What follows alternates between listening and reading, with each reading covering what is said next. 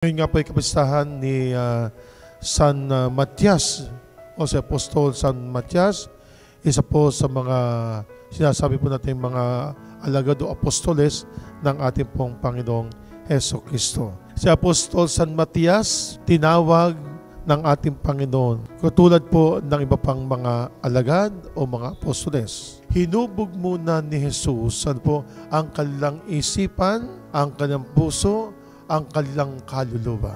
Kaya nga po sa ating pong Ebanghelyo, na andito po yung sinasabi po ng ating Panginoong Heso Kristo ng hindi kayo ang pumili sa akin.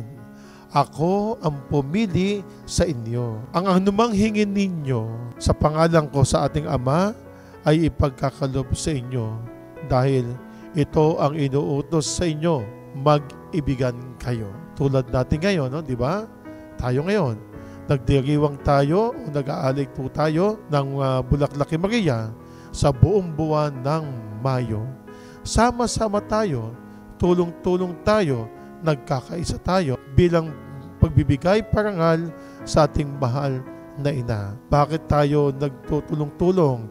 Bakit tayo nagkakaisa? Dahil tayo ay hinirang na mga anak ng Diyos.